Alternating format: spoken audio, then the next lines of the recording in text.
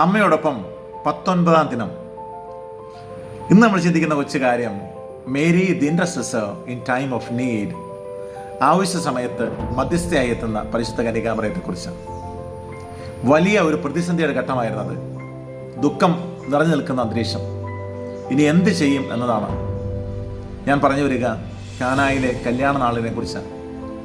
ലൂക്കായുടെ സുവിശേഷം 2-ാം അധ്യായം 3-ാം വാക്യത്തിൽ അവർക്ക് വീഞ്ഞു തീർന്നു പോയപ്പോൾ പരിശുദ്ധ കന്യകാമറിയം ഈശോയോട് പറയുകയാണ്, അവർക്ക് വീഞ്ഞില്ല. ഒരു പ്രശ്നം വന്നപ്പോൾ ഇറങ്ങി ഇടപെടുന്ന പരിശുദ്ധ കന്യകാമറിയത്തെയാണ് നമ്മൾ കാണുക. ഈശോയോട് ചെന്ന് പറയാനൊന്നും ആരും പറയുന്നില്ല. പ്രശ്നമുണ്ടെന്ന് അറിഞ്ഞിടപെടുന്ന പരിശുദ്ധ കന്യകാമറിയം.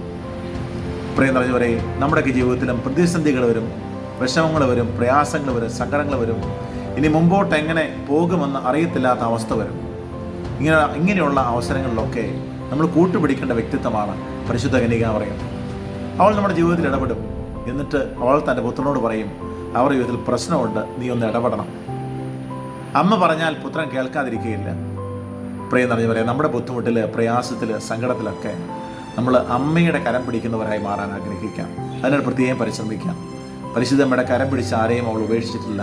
ഉറപ്പായും കാനായിലെ കല്യാണ നാളിൽ അവൾ ഇടപെട്ടതുപോലെ നമ്മുടെ ജീവിതത്തിലും അവൾ ഇടപെടും.